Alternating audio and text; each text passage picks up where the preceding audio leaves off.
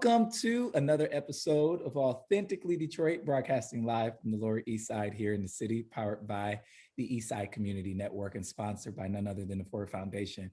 We're a content partner to the newbridgedetroit.com. I'm Orlando Bailey. And I'm Donna Davidson. Thank you for listening in and supporting our efforts to build a platform of authentic voices for real people on the east side of Detroit. We want you to like, rate, and subscribe to our podcast on all platforms. We drop a new episode every week, so be sure to turn on your notifications. Today, we're so happy to welcome resident leaders on the east side who are on the front lines of impact to a lot of the policy and happenings that we talk about on this show. Michelle Jackson is a resident in the Chandler Park neighborhood. She is the climate equity organizer at Eastside Community Network. She is the co-chair of the Lower Eastside Action Plan Coalition Steering Committee.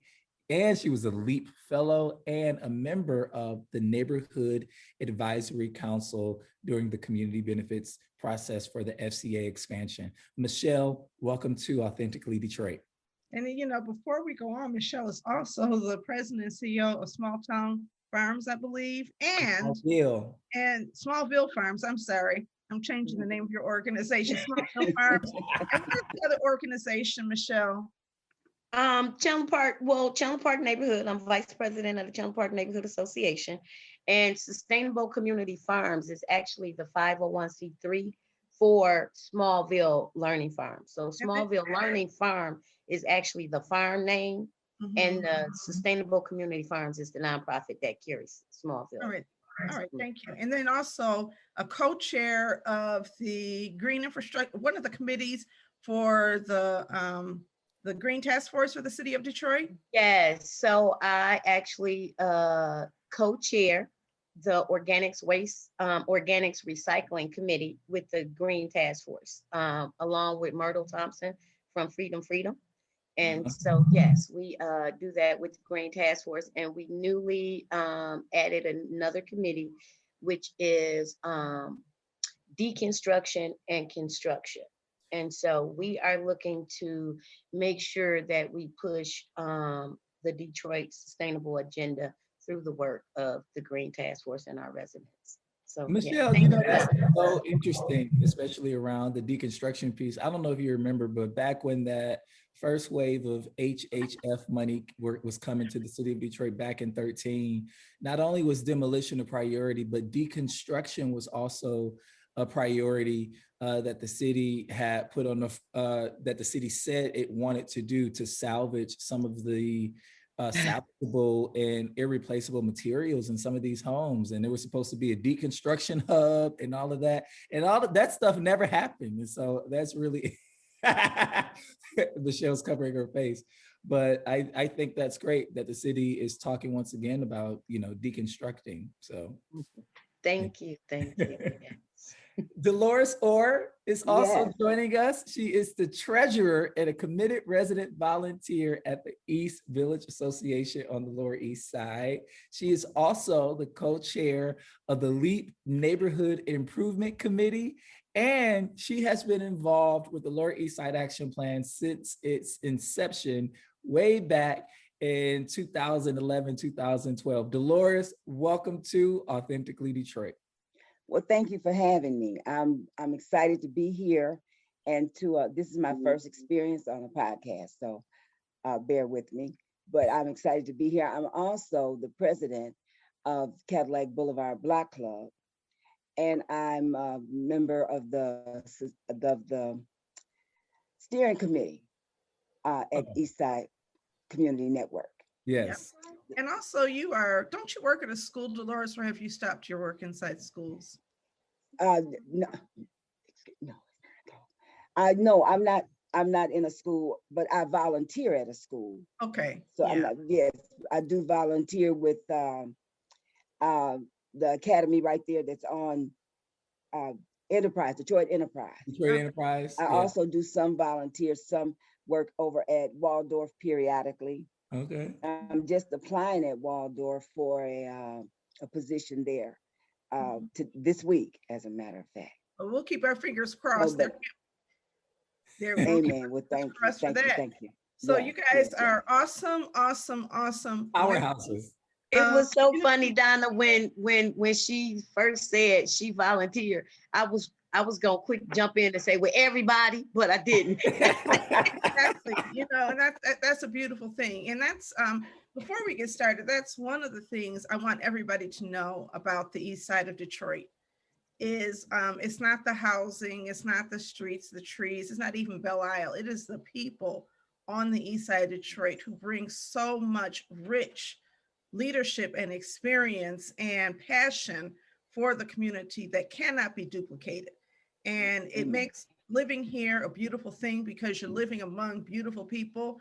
And that's not always what gets talked about in the news. When we talk about our vision for community development, and we talk about the expertise of people in the community and the residents being experts, it's not some patronizing thing. Well, you guys live here.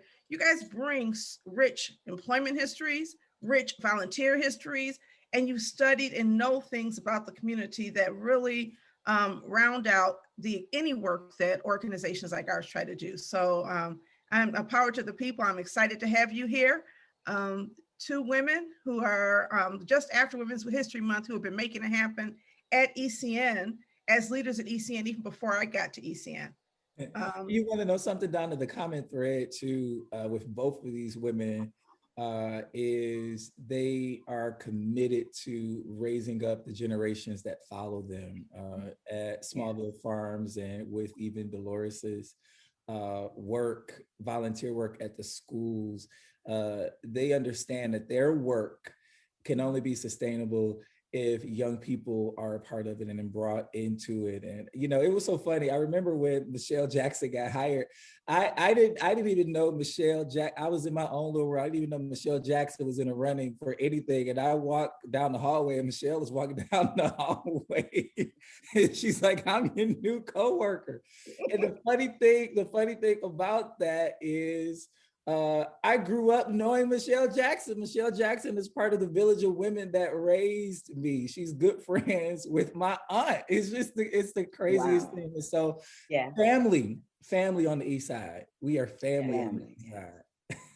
And we do. I think that's another thing about, a lot of people try to say the east side and the west side, and they try to make up these little things and tag folks. But the one thing that I do know that the east side has that the west side doesn't is that we gel as a family. When you're a family on the east side with an organization, with other families, with a community, that is, people know, they understand, and they look at you and they support you and they stay together. And so that's one thing I know true holds for the east side.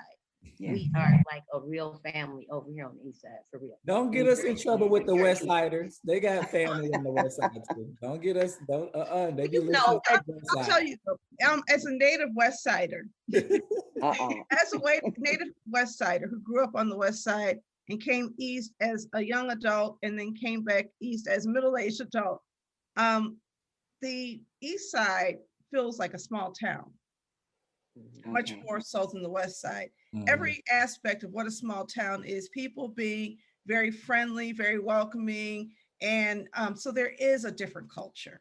It feels more Southern to me, in all the right ways, right? And you just imagine that you just retain more Southern heritage on the east side than on the west side, where everything seems to move fast and everything is a competition and everybody's trying to, it just feels more like a big city. And more we like settled here first, right? Down on the east side, Jamal Jordan says we settled. So we've retained a lot of that culture in this community in ways. People on the east side stay, get degrees and stay. Yes. Get good jobs and stay. People on the east side are not eager to leave the east side. So that is a beautiful thing about the community. And I'm not saying nobody's left, but you have a whole lot of people who choose to be here. And it's important, so important that people understand that this is a neighborhood of choice for many people who are here, even neighbors, even blocks where you see a lot of blight, even when blocks where you see that there's been disinvestment by the city and the city has not made some of the right decisions, people stay. And I think it is that family connection, that sense of I'm connected not only to these people, but to these streets I'm on. And I'm going to stay here and fight it out. That I think is just really beautiful. And so thank you for welcoming me for the second time to the East Side, Yes. for the second time to Eastside Community Network, and for the second time, well, first time was Warren Connor, and then the second time to the East Side, because the other thing is I've always felt welcome here. And I think that when people move here from other places, it's a very welcoming community. Delores, did you go to say something?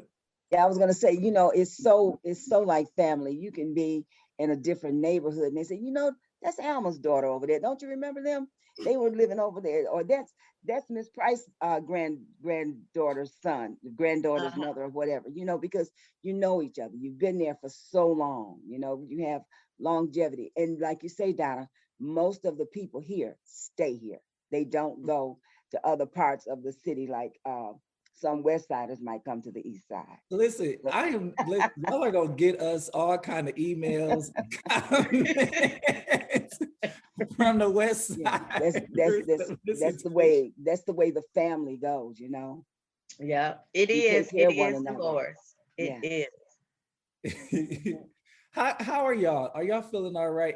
We're recording this on a Friday. We'll also be releasing it the same day. How was the week for you guys? How's it going? You can go ahead first, Delores. Oh my goodness. It has been so busy, Orlando. And just like today, when I'm done with this and Blake his last class is at 1:30, then I have to go and canvas because we're having with ECN, there's one of their fellows will have her project over where our park, well, not park, but our garden and picnic area is. So we're starting to clean up there tomorrow. So we're canvassing today. We canvassed earlier in the week. We did so many things, and then I'm involved with Great Water. Great Water is they're constructing 2 apartment buildings in our area, right there on Kercheval and Crane, which is right adjacent to our picnic area. So they partnered with us, so we're doing things with them every day. We're working with the Pottery. We've had one of our board members is now a board member at the Pottery here. And so the Pottery is involved in things that's going on over here. So we're all working together. Did you know Donna was a board member there too? I'm sorry. Donna's a board member at the Pottery. I know. Yes, yeah. I know. So Martha is the newest board member there. I know. And I'm really, really happy to have resident representation at the table with me. Absolutely. That's something I've actually been fighting for, is the fact that Pewabic is a beautiful institution inside of a neighborhood. And so my role on the board has been to remind Pewabic, and they've been very receptive to this, actually made me vice chair. I am the voice that says that I want them connected to the very physical neighborhood that they're in. That Pewabic should really kick off redevelopment of the blocks surrounding. It's a beautiful area, all of those beautiful homes that can use a little bit, and that means connecting to the people. And the board has been very receptive to that. And Martha will, I'm certain, bring yet another voice to the table that will help move that. And we have some other voices. Yes, and I'm right here. I'm right a few doors from the Pottery. So we've had a relationship with them. I've had a relationship with them for a while. Okay, that's wonderful. Yeah, and you're on Cadillac. Yes.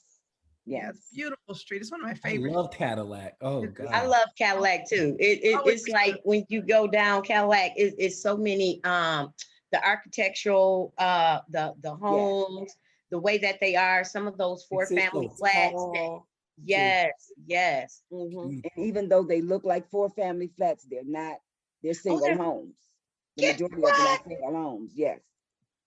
Wow. Between Cadillac and Kercheval, you have very few multiple dwellings. Yeah, I would never. Okay, thank you. Yeah. Thank you for that. Because even they're driving down, you would think. Yes. They're just huge. Yeah. But I like the Pottery too. I've been there once. I've gotten a couple of little gifts from the Pottery from people coming to Detroit and conferences when they do it. But I know one thing they did. I think they do something called the bowl.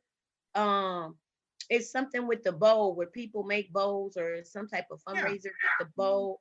Yeah, yeah. So I would like to do that one with them. Well, Project. let me tell you something else you can do there. You can celebrate, you can have a celebration there. I celebrated my 71st birthday party there. Okay. And Okay. the everyone that came, they had a chance to they made their own pottery piece.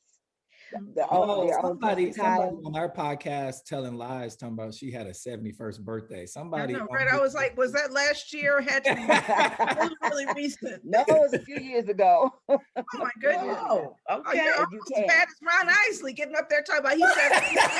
Yes, I was shocked. Okay. Okay. Yeah, but you can do that, Michelle. You know, and just having an event there. You can have your events there. You can bring your own beverages. You can do a lot of things with the pottery that people don't know about. That's ideas are spitting in my head for ECN. Right. And PUABIC having some type of joint event that lets the community know more about what PUABIC does. So I'm going to try to leverage this conversation to result in something, because it is absolutely beautiful there. The grounds are beautiful. The plans for expansion are just amazing. And it's our jewel. Right. It they're expanding like right next door to me. Well, the just door right house. there, that lot next to me.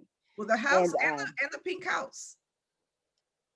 No, not that house, but on Cadillac. Oh, okay. Yes. The grounds on Cadillac, they're going to use that lot there. Right and there on the just corner. Purchased another house. What's not on Hurlbut. On Hurlbut. There's a house that was just purchased to expand on that side. So yes, it is. We've got a great site plan. Really excited about it. So just excited to learn more about what's going on the east side from your perspectives. So we're recording late in the week because it's been a busy week.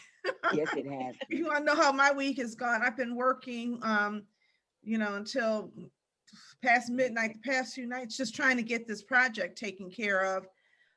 So that's why I need my morning coffee, and I'm over here having a hot flash trying to figure out how to play it off. But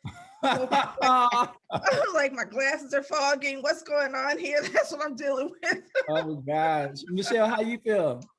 I feel good. I've had a wonderful week. I've gotten good news on some ends, working on projects in the community, the neighborhood, extending the fellowship, from last year, continuing to do some of those particular things. We're going to do some movie nights in the neighborhood for the community. Doing a little cleanup. We recently were awarded a grant to do some compost pilot projects. And so on the 24th, we're looking to have a Earth Day event around, passing out some compost as it resorts to lead in the soil, lead in water, and lead in paint. So, being able to pass that out to people and, bringing awareness to that and compost and, getting people excited around learning how to compost. And then after that, we'll be doing a workshop around green chairs, not green lights. And so I don't know if some of you guys heard of that, but it's about getting people back to the front porch. And, you know how it used to be when we was little, folks sat on their porch and did a lot of watching. We didn't have surveillance. And so, it's a way of us saying that we can actually get back to, looking at our own neighborhoods. We don't need necessarily surveillance to come in and make us safe, because we know how to do it. And so with the campaign, the green chairs, not green lights, we're going to do a workshop and try to kick that off for this year. So supporting that particular program. We should talk offline about that, because that sounds like something Bridge Detroit would love to pick up. Good. Yeah, and sure. So, and then we also have a piece of property that we've had as our office. And so the man that owns it retired. And so now that he's retired, he told us he's going to donate it to us. So, it's we're going to build it out as a sustainable kitchen, and we should actually be open probably the end of July, beginning of August. So, yeah, looking forward to that. So, I'm in a good space. I'm loving it. Loving what we're doing. The agriculture movement is still happening. Making sure that we are growing chemical-free, healthy food for our community. Also, this year we're going to do a push with herbs. So we're going to do a little side program and hope that folks want to get into herbs. And so we're looking at trying to use herbs as a immune booster and getting people. So we'll be doing some of that. So we'll definitely come back and share that with you guys. But yeah, I am just happy about the weather, being able to do these things. Yes. Yeah, we have about 3 trees to plant. We lost some folks a few years. 3 years ago, we lost somebody last year and year before last. And so last year in the neighborhood. And so we're planting 3 trees this summer, in memories of them, and putting a plaque up for them. So I am. I'm in a good place. I'm very thankful. I know that, it's nothing but the creator. It's nothing but the creator. So yes. So I love that. Oh, I love that, Michelle. We got a bird classroom coming. So, wow. I'll let y'all know about the bird classroom. It won't be anything big, but yeah, we have a bird classroom coming. Definitely. Okay. So All right, y'all. It's time for Fresh Off the Press, news that we are thinking about. If you have pieces that you want discussed on Authentically Detroit, you can hit us up on our socials at Authentically Detroit on Facebook, Instagram, and Twitter, or you can email us at authenticallydetroit@gmail.com. Donna, Fresh Off the Press.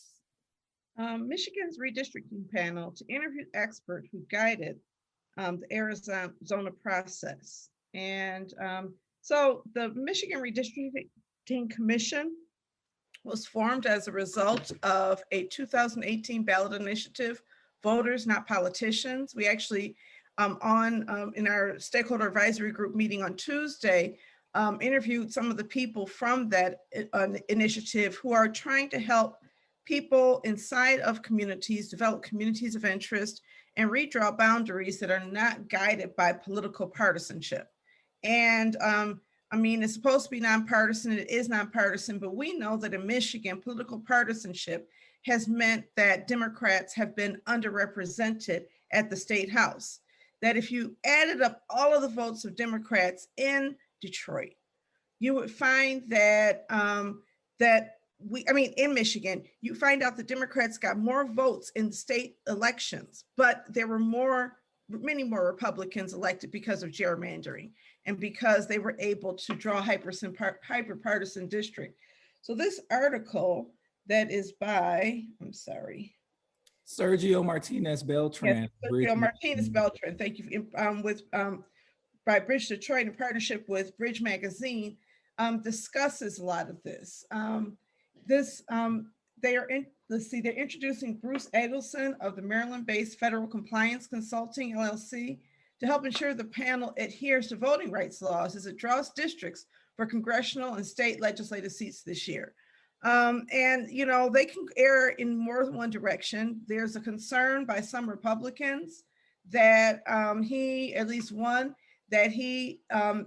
may be a partisan to Democrats based on past work with President Obama, but it's also clear that he has worked to support Sarah Huckabee Sanders and others, and that he has been supportive of voting rights and politicians on both sides of the road. So right now the panel has hired an executive director, which is Sue Hammersmith.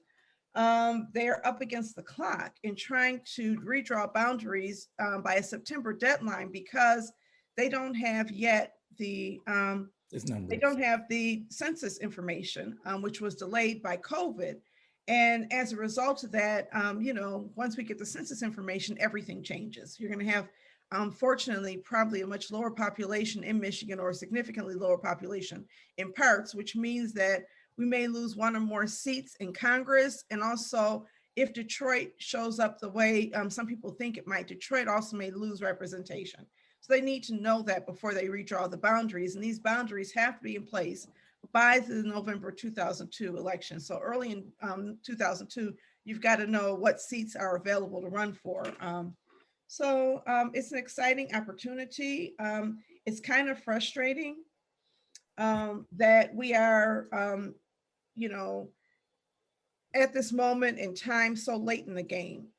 I think people wanted to redraw boundaries a lot earlier, and based on some court rulings, and the GOP has really, stopped that from happening. And I think that when you look at gerrymandering as a primary method for voter oppression or voter suppression, a way to make marginalized Black voters by putting us all in districts that aren't, that are drawn disproportionately and wildly. It's just not even, it doesn't even right. make sense, the legislative maps here in the state. But what they do is also they group Democrats and Black people in these districts where they're all together. And then they have these districts that are all white or majority white that don't have much Democratic representation. And when you have that, the Republican who represents the district that is all Republican has no accountability to Black people who may live next door or across the street from the white people within. And that's where you get hyperpartisanship, where all of the people are grouped into different areas, and one politician from one party is not accountable to people from the other. When people talk about people working across the aisle, that was largely because people understood that they had to appeal to voters across the aisle. And that's not happening now. So I'm really disappointed it's taken so long. I'm cautiously optimistic that we are going to have new boundaries that make more sense. And I'm happy to say the ECN is partnering with this organization to help communities in Southeast Detroit draw boundaries in our community so that we can figure out what makes sense. We're going to be appearing at testimony in June, which is going to take place in Detroit. There's another one, I think, soon after in Novi, if I'm not mistaken. So there's going to be a couple hearings nearby, and we'll let people know about that. So you can talk about what kind of boundaries make sense to you. I know this, it doesn't make sense to me that Rashida Tlaib and Brenda Lawrence represent Southeast Detroit, and I can't tell who represents who where. There's no clarity. It's done on purpose. It's done on purpose. Yeah, it is. Yeah. Mm-hmm. If I move one block away, who will be my congressperson? Right. And why is that the same congressperson that you have? That's interesting that you say that, because Brenda Lauren had an office in the Samaritan Center. And then I remember seeing them, move out. And I guess it was when, during or the last time the election, or it must have been, because again, you don't have, she serves Detroit, but obviously not enough of Detroit to have an office here. You know, and so if that is your person and you want to get in touch with them, then you have to go to Southfield or to the next office somewhere, because it's no longer right here at the means of the community. I also know too, a couple years ago, it was something big she was pushing around mental illness. And and so the thing of it is what happens, like Donna's saying, these lines are being drawn and the people don't know. You have to do so much to try to find out.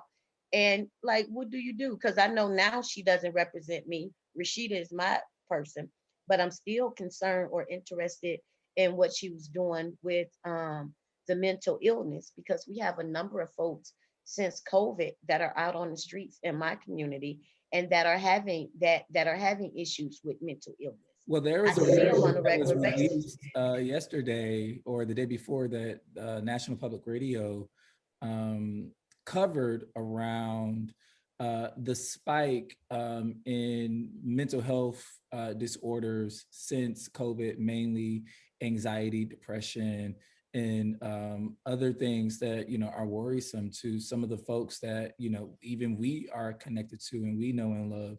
The lines, the legislative lines are so crazy. I live down the street from Donna. I live right down Jefferson, not even probably 5 minutes. And I think we have different Congress people. Like it really, it really is. It really is insane. So it's a race. The Citizen Redistricting Commission is an independent commission. Some of those citizens, if they were a part of a political party, had to state the political party that they were affiliated with. So we know that there are Republicans on that commission. We also know that there are Democrats on that commission, and I think it has evened out. And so now it is, you know, time to draw these districts, get the insight from the expert, but also race against the deadline, but really, you know, try to get the federal government to hurry back with these census numbers so that the redistricting here in the state makes sense. Yeah, Really we is. could do that, but I think too, Orlando, I really think having people to understand how things or how policy work, Mm-hmm. because a lot of people Mm-hmm. really do not understand how policy works. I got a real quick story about I think it was Snyder who when he got in office, like his first 180 days or 100 days or something like that, he slashed the food stamps or the bridge cards or something like that he did. I know I remember being on Warren Commons, and I know I remember a young lady asking me to use my phone. She called her worker and she was screaming because it was something that happened with her bridge card. It was something with her stamps or something. And I wasn't really listening to the conversation, but I was listening to the conversation. And so when she got off the phone, she apologized to me for hollering. I told her it was fine. She was okay. And she was saying that they cut her off, or either they slashed the amount that she was getting. And so I remember asking her, did she vote? And she said, no, I didn't vote, but I wanted to. I didn't get out. I say, well, you can't be mad at your worker because that's her bread and butter. That's her job. She has to do what somebody tells her to do in order to keep her money flowing. So if you didn't vote, because her boss is who made the choice to cut those, if you didn't vote, you can't be mad at her. So a lot of times we be mad at the wrong people. Right. We be mad at the wrong people. If you didn't get out and vote, how can you be upset when certain things has happened? And that's why I say people need to understand how policy works, because 9 times out of 10, the people who are making the policies are not the ones that are affected by the change. So we need to do a better job at educating or at least linking folks to how things are going on. I agree. Loris? I don't think that people that don't vote, they don't understand that their vote is important. They really don't understand that. They think their vote doesn't matter, because I've canvassed for that as well. I did that, and they'll tell you that what difference does it make? It's just one vote. So they need to be educated, and I really agree with you, Michelle.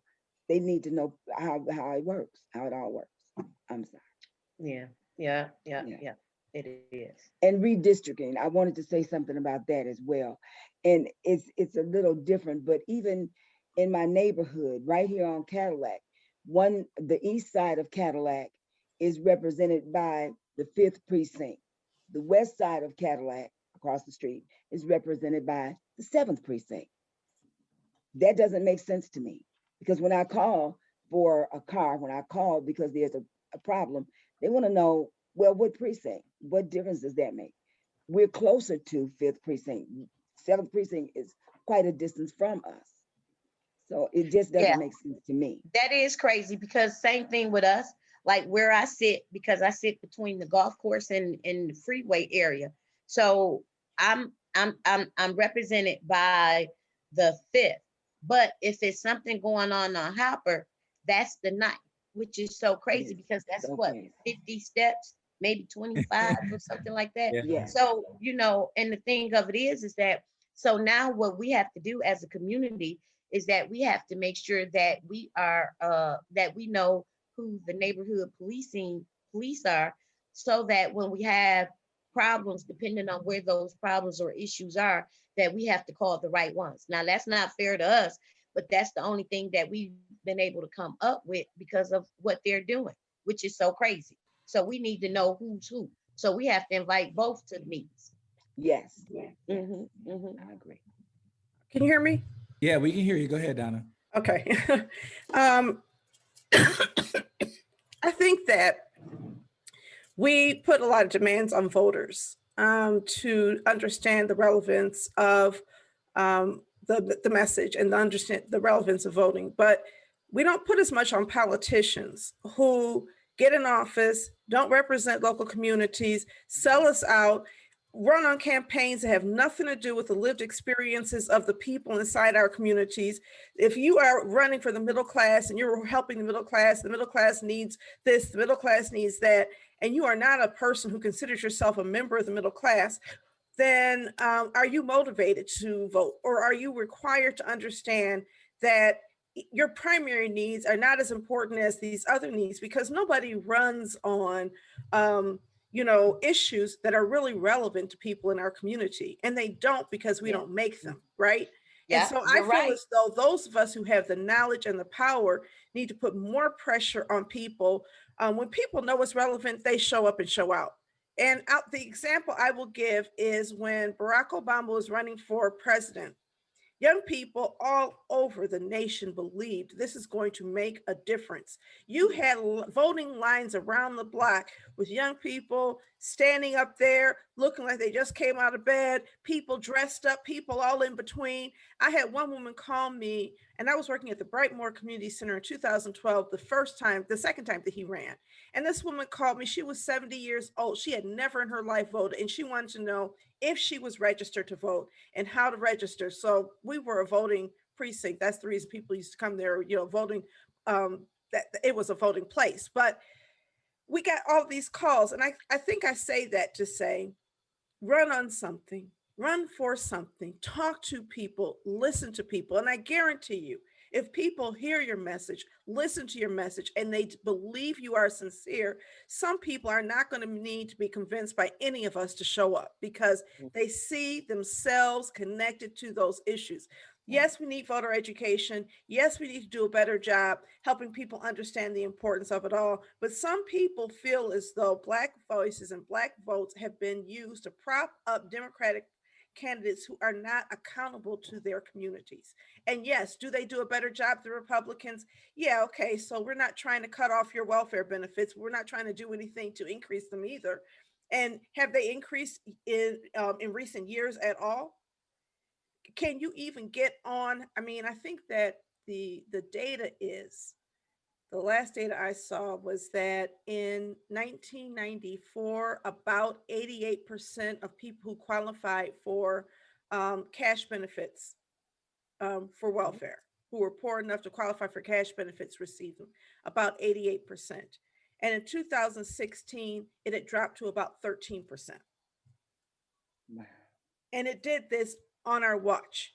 We had 160,000 homes, or 1 out of 3 homes, taken for tax foreclosure on our watch. And it's not just that it happened. It is that we did not have people in Lansing screaming, kicking and screaming and saying, change the law, change the law.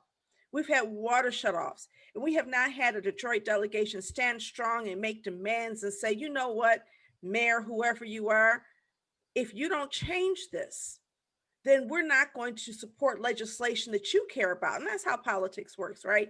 It is, Donna. It is how it works. And we just don't do it here. We don't do it here.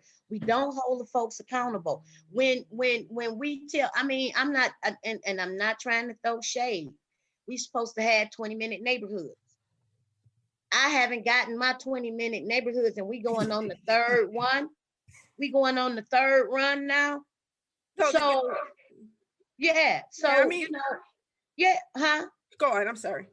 Yeah. So if you promised 20-minute neighborhood, okay, we didn't get it. You promised 20-minute neighborhood, okay, we didn't get it. Am I supposed to still think that you about to go around here on the third row and say 20-minute neighborhood?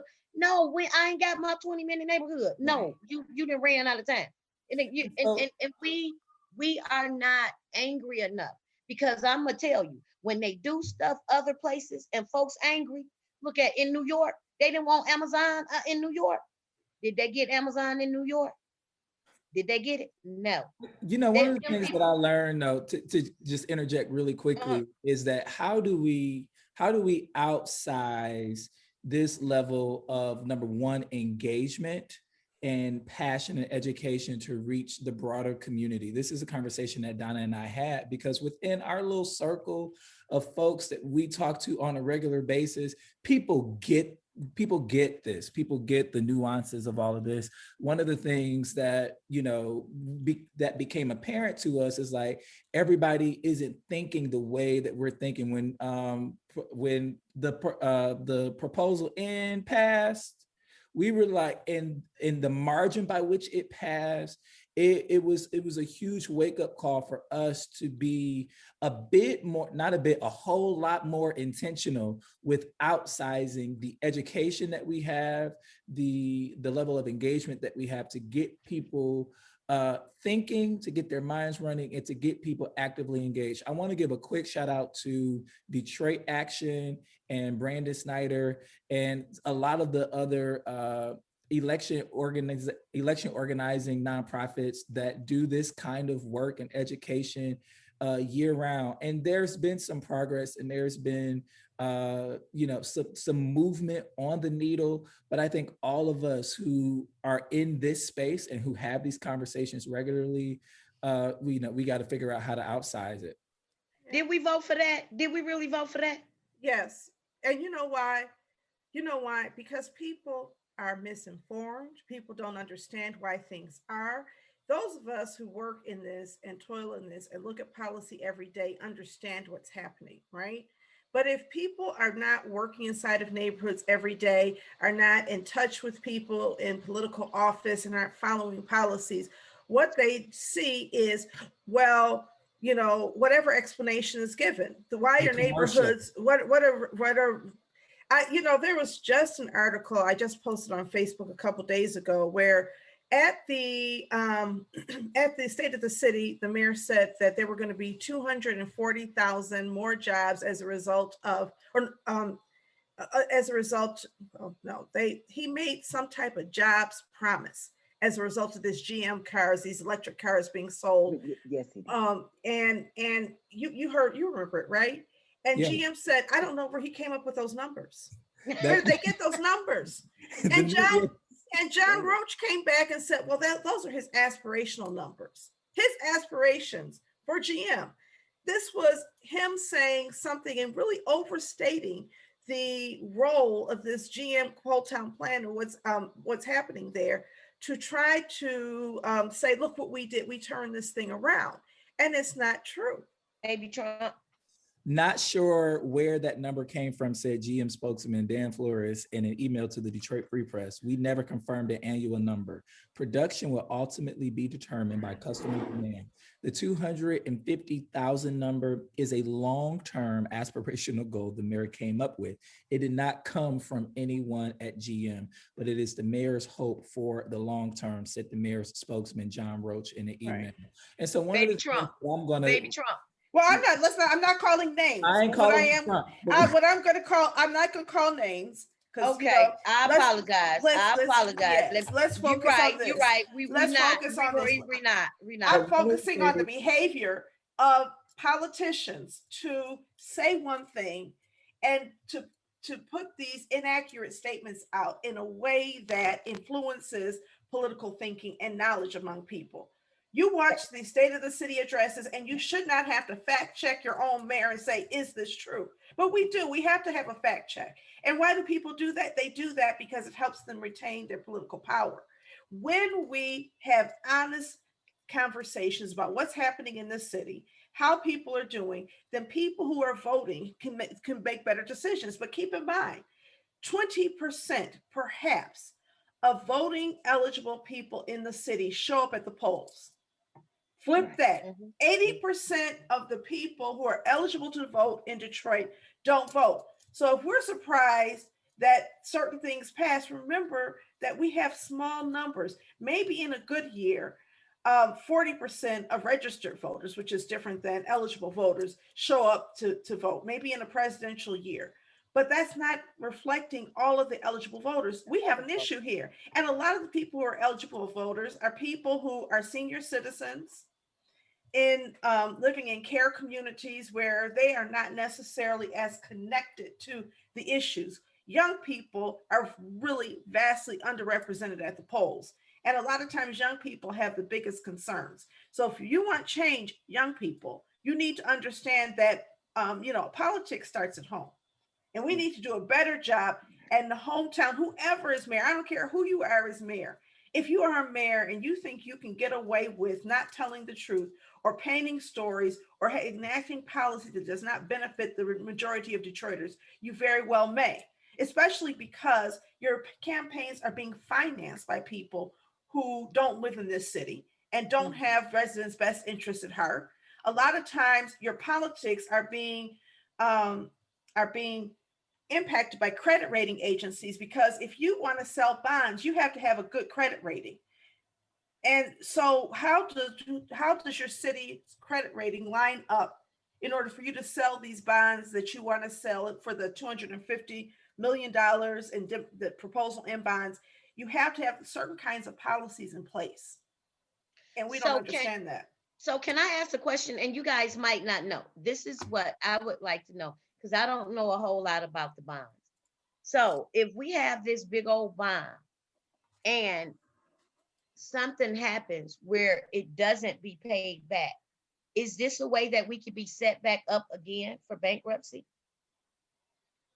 Or is that like, are we falling into some of the same things that have transpired prior? So I know we did have a emergency manager at one time that, maybe push some of those things, but could this bond hurt us in the long run if things are not managed right?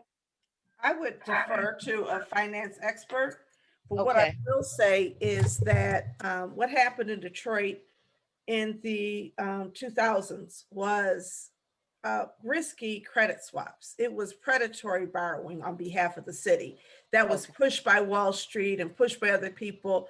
Selling bonds is not the same kind of risky practice. So I don't think that's the big risk. And in fact, we're replacing borrowing of some money that's being paid off soon with borrowing a different money from a different source, or borrowing money for a different purpose. So I don't think that part is new. I think the other thing, though, is that we have to look at retiree pensions and the pension balloon that's coming up and ask ourselves, are we ready for that? And again, I am not a finance expert, so I'm really speaking a little bit above my pay grade when I talk about this. We want to bring on a finance expert who can really explain how these things work.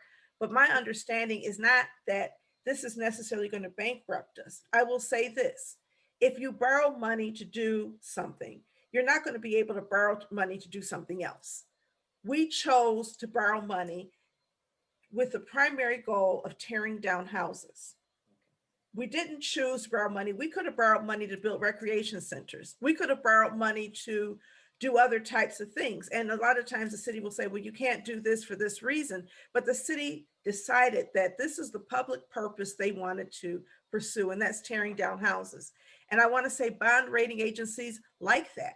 I want to say that potential investors like that, corporations like that, get rid of blight.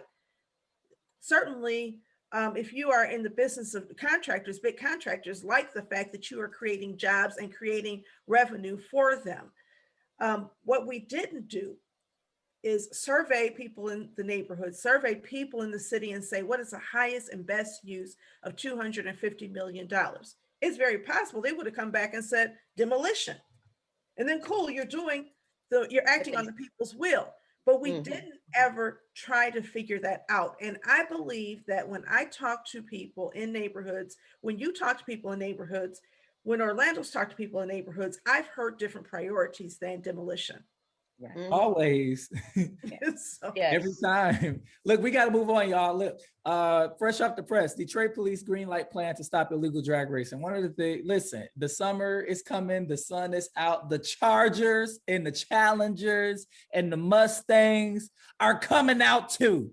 And people mad because they've been showing up at the Detroit Board of Police Commissioners going off about how these cars are drifting through neighborhoods. These cars have been drifting through neighborhoods. I will say that there is, this drift racing, drag racing, car meets.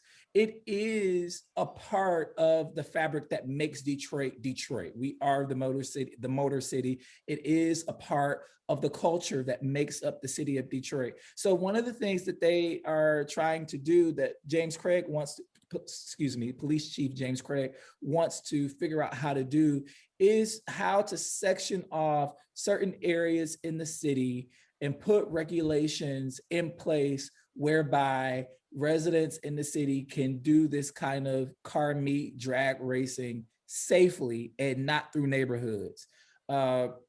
You see them doing donuts, you see them, drive, and they'll be doing it in front of the cops, like in front of the police. And because it's so many of them, the police can't get everybody. So here's what they're saying. They're saying that if you are drag racing illegally, they have undercover cops at these meets now, and they have helicopter technology and technology within the squad cars to get your plate, confiscate your car, impound it, and actually take your car from you. Like, you can't get it back. We're taking the car from you. So that's one of the answers and solutions that the police department is providing right now early on in this quest to build out a plan to help stop the illegal drag racing. The other piece of that plan is the police department is talking with leaders of these car clubs. This is really fascinating to me. Leaders of these car clubs that hold these kinds of events where the Chargers and the Challengers are doing donuts in the street, going crazy, racing, to figure out areas in the city where they can, number one, do it safely and put rules and laws in place for this drag racing kind of thing. Because one of the things that I know is going to happen is that this is going to continue to happen. Like, people are not going to stop doing donuts in their cars. We on the lodge with it. They was on the lodge with it. Baby, they crazy. So, listen, yes, so right here by where my point real quick. So they want to figure out areas and draw some sections off in the city where this can happen safely and within the legal structure. Go ahead, Michelle. Do we I wonder if we have an area that's big enough already, but I do know it really is time for them to figure out how to make this happen for those folks. I mean, they really need to figure out how to do it as far as you come in, you sign on the dotted line, you have insurance. If something happened, you don't sue. This is your own free will. You doing this by your own content or whatever, because they need to go ahead and do it, because I do know right before they closed down St. Jean, I'm not a late person. I'm normally in bed very early on, so I don't get a chance to see or hear the drag racing because it goes on at a time when I'm normally asleep. However, I was out one night coming up St. Jean, coming from Kirchhofer Way, and I saw a whole lot of cars and stuff. And I remember coming down St. Jean, but I remember the left side of it being like the cars where you couldn't come, whatever traffic was coming down had to come on my side because they had made it to where the lanes, right, the lanes going, I guess, east or whatever, they made that. So even the trucks knew to come in these particular lanes that were at Chrysler. So they were using the other side to do the racing and using the one side for the back and forth. And I remember looking at it, but it was amazing. It was cut off. It was no police out there. And they was racing. And so they've been doing this for years. So they really do need to find some way that they can do it, and I mean, and the people know that they could possibly get hurt, but they're doing it. So let's find a way that they can do it and do it where it doesn't harm the folks outside of them. Well, they use Cadillac as a one way. They go Cadillac south to north, and then they come back around Hurlbut, which is a one way north to south. So they make this circle, and they're flying in the middle of 1, 2, 3 o'clock in the morning. I mean, and it's just it goes on forever. And you have your grandson there. And Absolutely. so this is why there has been such a push. I have been talking to neighbors all last year. It's been a push everywhere for these speed bumps on these residential streets, right? Because of the racing and the drifting that happens on these residential streets. And you take care of your grandson. And so it really does impose, like, I want to respect the culture, but I also want to reemphasize that it imposes a real danger when you do that in residential neighborhoods. You have a toddler. Yes. I mean, there are lots of toddlers around here. And what do? How do we stop it? I called one day because there was a gathering of cars, and they were doing cars and bikes. They were on Connor and Harper. And I called to let them know what was going on, because someone was going to get hurt at the rate of speed that they were traveling. And I was right there in the middle. And so they want me to give them all this information. Can you get a license plate? Can you describe the car? No, I need police over here. I need somebody to stop it now, so, but they didn't do anything about it. Yeah, So I don't know. I don't know what else to do. Yeah, something needs to be done. I think we need to do. Donna, you just muted yourself. Oh, I'm sorry. I think we need to do something about reconnecting some young people with communities. It feels like there's this separate culture that has just been completely disengaged. And we call it the culture, but where is the connection where people feel mutually accountable to each other?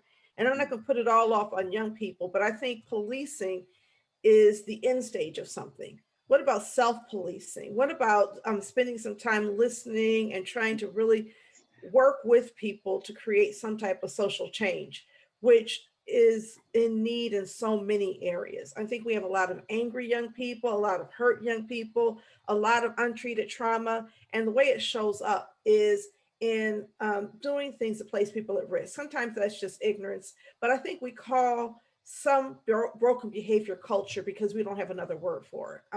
Right. If I'm placing your child at risk and I don't care.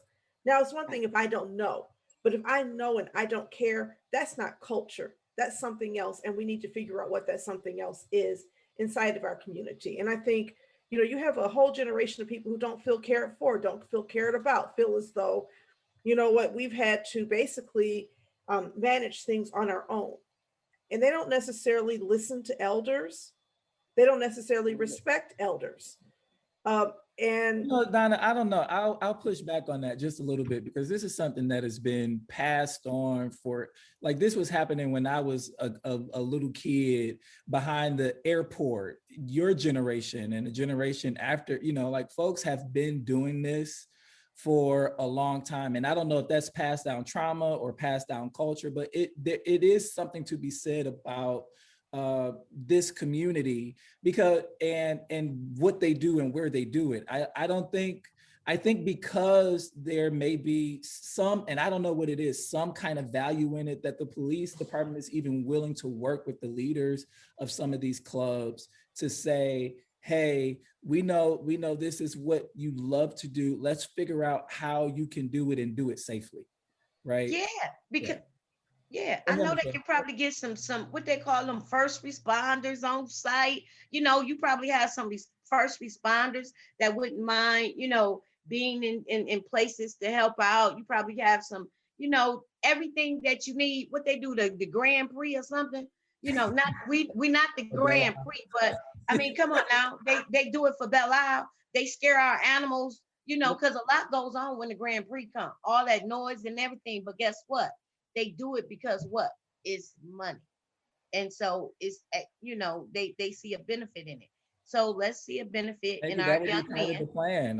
How can communities benefit economically from this? Because they're betting on that. And so if there is a mechanism in place to capture some of that revenue and reinvest it in communities, I mean, we can be creative and really think of ideas on how to harness this for the betterment of everybody, because it's everywhere. I was on the west side, don't tell nobody, and on Grand River and on Grand River and Joy Road, it was the same thing happening over there. I'm like, I just think that when you're placing people's lives at risk, that there's something about that it's not just, well, this is what we like to do. That's not cool to me. I don't care whether this is the culture of walking around with AR-15s. When people's lives are being placed at risk, and when you're engaging in risky behavior, we have this way of wanting to respect certain things, and I want to respect them too. People die from this. I know people who've died being thrown out of cars in accidents. And I also think that when you're not doing it in places where it's just you, when there are other people around and you do it anyway, and that's passed on, there's certain things that we pass on that maybe we need to stop passing on. I think putting them in safe spaces is one thing, but you're driving down the light sometimes and there's cars driving 120 miles in next to you, and it's not cool to me. I don't think it's okay for you to endanger me, and I'm not going to be respectful of things that place other people's lives at risk ever. And that's just me. And I know that may make me countercultural. But you must don't do Gratiot, huh, Donna? Donna, do you go down Gratiot? Absolutely. Because they slide down Gratiot like that too. We were on Gratiot. No, I was on Gratiot Sunday before last. It was Sunday before last. I kid you not. It was a friend that we were riding, and every time something happened, all we could do is look at each other. And I kid y'all not. I ride Gratiot a lot. But I kid you not, I know I've seen police like pull people over, or they do those things, or like you can go down there sometime and you will see police on both sides just sitting. But this particular day, they really needed to be out there, and they were not. And when I tell you they were flying, I saw right by Mac in Gratiot. I was in the second lane. It was a truck coming from behind. We were at the red light, all three cars. The truck came from the back, came all the way over to the yellow lane where you make the left turn. When the light changed, went across all three of us. Came right and came across all three of us on Gratiot. Like, for real, sir. If anybody would have moved when the light turned green, we would have hit that car from the side. And that's why Is that all of Gratiot, Michelle, or is it Gratiot east of 94? I think it's east of 94, but I guess they can probably. I think they wait till they get like past west the of 94, because you getting away from the 9th precinct. It's right past the 9th precinct. Yeah. Soon as they pass the 9th precinct, that now they won't fly past the 9th precinct, but soon as they get past that 9th precinct, that's when all that traffic starts. It's like they figure they can hit the lights going all the way downtown or something. Now, I completely agree with you, Michelle and Donna. Now, one of the things that's different than for me that I can actually see now versus when I was younger is they used to go behind the airport and do it there, right? But now they just like in the streets among everybody else going nuts. Because they tape it. It's taped, they get bragging rights, and it's fun. They get to watch each other do it and who did it the best. And you're talking about having it done in a legal area. That's not gonna fly with them, I don't think, because what will they brag about? Like when you do things in the dark, how much fun it's more fun to do it in the dark, but when it's brought to the light, when attention is brought to it, you're not gonna do it anymore. But these guys like to be on social media bragging about what they've done.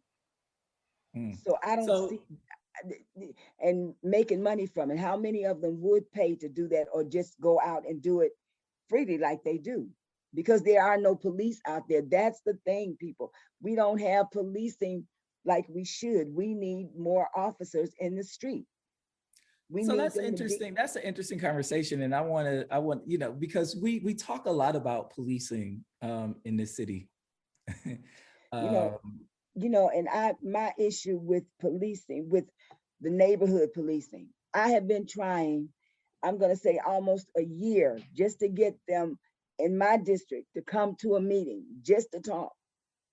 As of yesterday, I still had no response from them. I've called, I've texted, I've emailed, I've talked to one who's going to get the message to others. I have everyone's email, and I get no response. Is it the 5th or the 7th?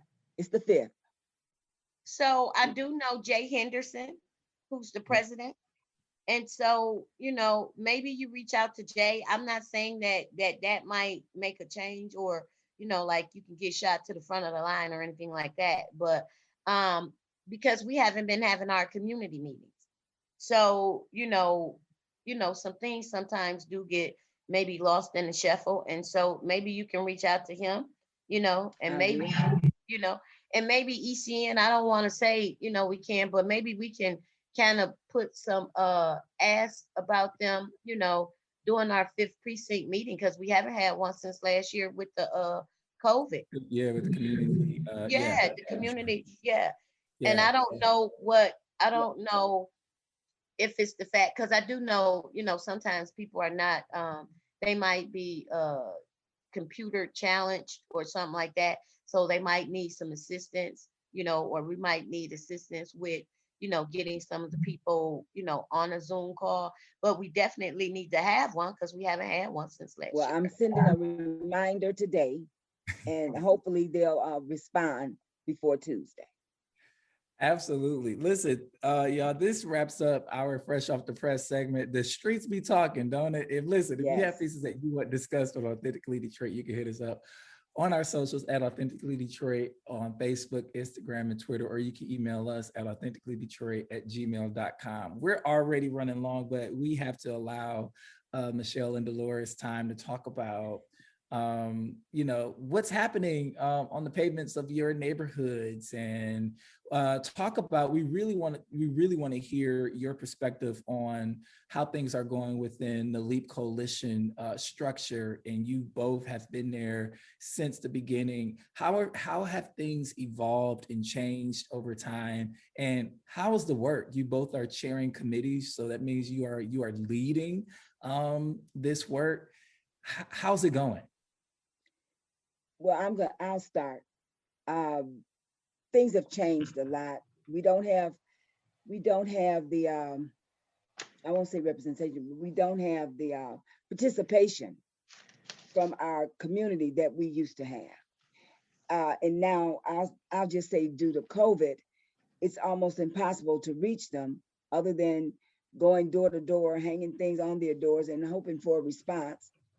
And how do you get that? That's the strategies now, trying to bring the community back together, trying to be vocal in your community without having a space to gather. Okay. Now that the weather has changed, we can gather outdoors, and we can be on our porches, as Michelle was saying earlier. So a lot of things have changed, but I have to make that change, say that it's due to COVID that we're having such a challenge communicating with our neighbors. That's my experience. So what you're talking about kind of just really lays bare the deep inequity that exists in our communities when it comes to accessing broadband internet and being technologically astute enough to participate in some of these activities that have been going on on virtual platforms. Right. And I know one group was saying that they do mailings, but that doesn't, because if I mail you a link to the meeting site, to the Zoom meeting, and you're not, you don't have the knowledge as to how to get on a Zoom call, Or, you know, how do I educate you to that without having a person-to-person meeting? And you don't want people in your homes because of COVID. So this wasn't happening before because we could just get up and go to a meeting. So I'm at odds. I don't know exactly what to do. And I need my community. I need them to come back together. So And so, this canvassing that I'm going to do today, that we've done earlier in the week, I'm just going to go to every door, and I've got material for them, and I'm just praying and hoping that they will respond, and we can have that camaraderie again. so Delores, maybe one of the things Chandler Park Neighborhood Association can help you with is maybe doing a door knocker and actually showing folks maybe like a step-by-step on how to do the Zoom on your phone. And maybe we can put it up there for on one side it could be for Android, and on the other side it could be for the iPhone. Okay. Because what we've done over here at Chandler Park, last year we had a couple of in person on Zoom at the farm. Okay. And so what we did prior to letting folks know who came out is that we were going to be transitioning to Zoom only. And so if you needed to learn how to do it, the last two meetings of the year that were in person, you were able to come out and learn how to do it on your phone. So and then sometimes you can actually send a person a meeting one-on-one and walk them through on Zoom, having them to click here and do that. And sometimes that helps. But but we'll talk offline and we could probably help you with some of that. But one of the things I would like to say about committee co-chair. I think the improvement committee is doing a wonderful job. So Delores, I do have to say, I do know that you want to get more residents involved, and I think over time you will. But I think you guys are doing a wonderful job with those who show up. There's a number of community folks that show up, residents, is some business owners, and you also have some city officials and city departments. Yes. So you might not have all of the residents or community folks that you want, but right now you have like a teaspoon of everybody. So, what you do is just, wherever you feel that somebody is missing, you can also ask them at the table, who do y'all think is missing? Who do we need to reach out to? And sometimes if somebody is missing, that's where it comes up at. But I think the improvement committee is doing a good job myself as Thank chair. you, Michelle. And I'm glad you mentioned that, the improvement committee. And the reason that I'm on that committee, this is something that I've wanted to do for many years. I wanted to have a way to get resources to my community, get resources and educate people once they receive how to go about obtaining the things that they need through those resources. So, because sometimes they don't know how to complete an application. And I owe that thinking to Orlando, because I brought some things to him at one time, and I had no knowledge that I could even qualify for what he was telling me to apply for. And he said, just bring these documents to me, and I can show you what to do with them. And that's something that we need. We need someone like that in all communities. And I wanted a community center here in East Village so that I could provide that. I could be that person that helped me. I could pass that on, because just because you didn't complete the application properly, you didn't bring the right document. You brought a document, but not the one that really needs to go through. And So that's what's needed. a lot of times, you get a lot of people who do not get that recognition that they so deserve. And I just want to say it publicly, Orlando Bailey, and not just because I feel like he's my nephew, but because he has been around, boots on the ground. He's seen a whole lot of things, and through most of the choices and decisions he makes is mainly about the community and the people. And so he has that, is deeply rooted from his toenails all the way to the top of his head and vice versa. I know his father, I know his mother, I know his grandparents, I know his aunties. And so when you are raised among certain things, so I can say he's had the best of both worlds, and that makes him who he is. He's not just on the education side with the degrees, but he's also on the ground, and he knows how to communicate with those that are not from the same side of the track that he is. Right. So that makes him a unique person. So, that's y'all, but we thank y'all, but we're here to talk about y'all. Michelle, I want to talk to you. Thank you. No, I really appreciate it. Thanks.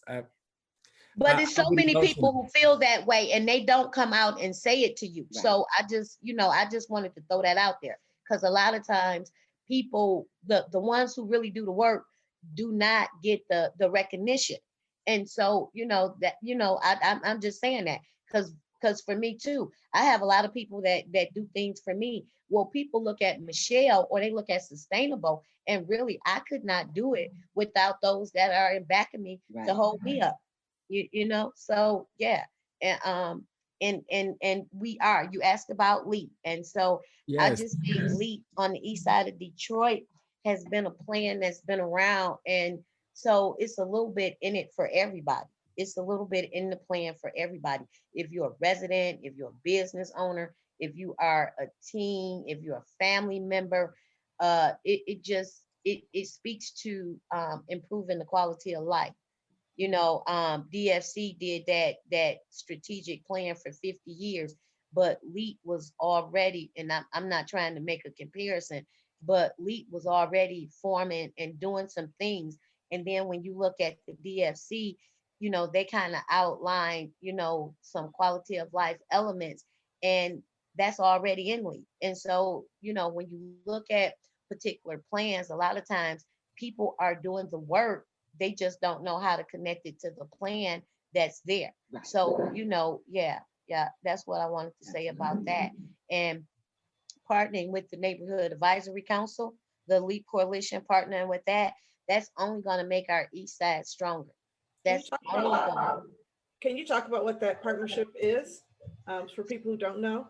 So the Neighborhood Advisory Council, NAC, and LEAP, the LEAP Coalition, has decided to partner up so that we could bring one voice across the city. We all are in it for the same thing, for the common good of our people, for our neighborhood.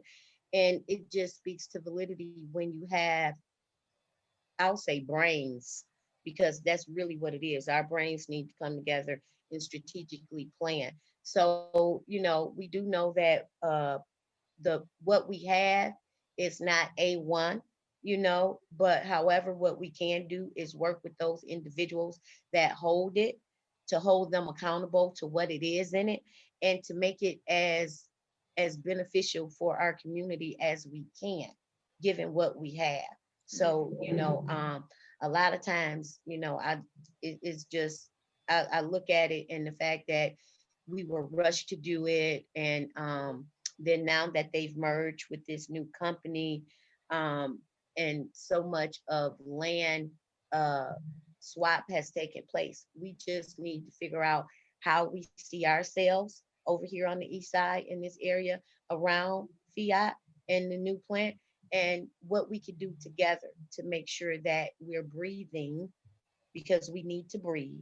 Yes, and that we have people that are working, and that Fiat actually helps to improve the quality of life with that document that we have, versus them getting away with what they're doing without the community saying. All right. That. So I'm gonna need to move, because I have a meeting coming up, but I do have this to say.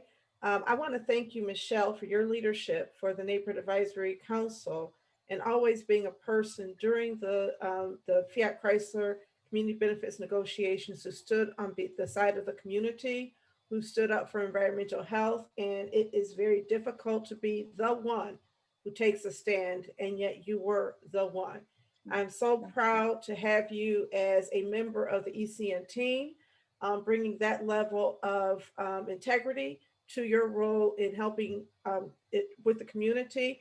I would be remiss if I did not say that prior to you coming to work for us, you had some criticisms about LEAP. That LEAP was not necessarily doing as much as it could to support other people in the community.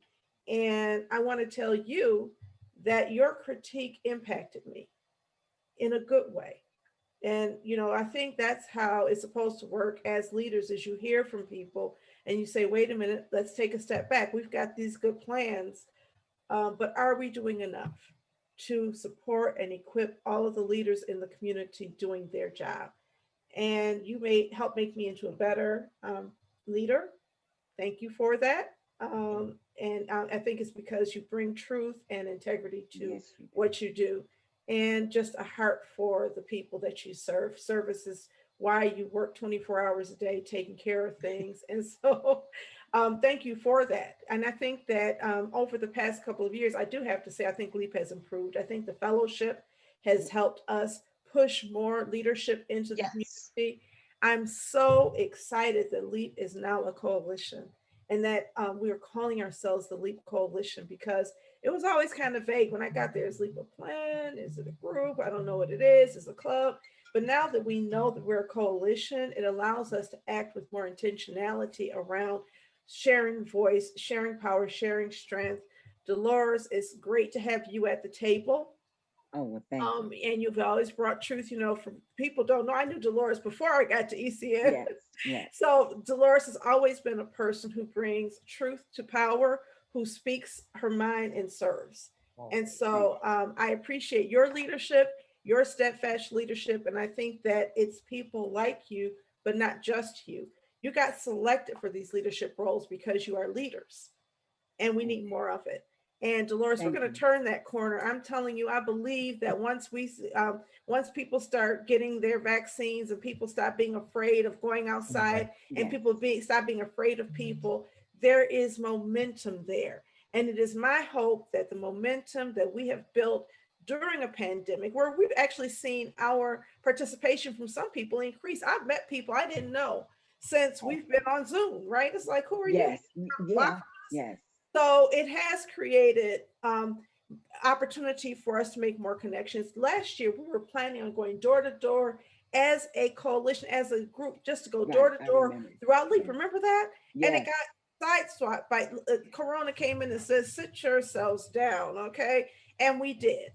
But we're going to be ready to join hands with you. We've got a really strong neighborhood improvement committee. We made that turn. We get lots of participation from people who have the ability to invest in the community. And I would be remiss if I did not on this Zoom, Authentically Detroit, compliment the staff of ECN, Absolutely. the staff of LEAP. Savannah Brewer. Oh, yes, yes, Yes. Hand clap, hand clap, hand clap, hand clap, hand clap. I think that was the first hand clap we've ever had on Authentically. And I love it. And I just have this to say, and I know we do have, we're running low. Savannah asked a lot of questions.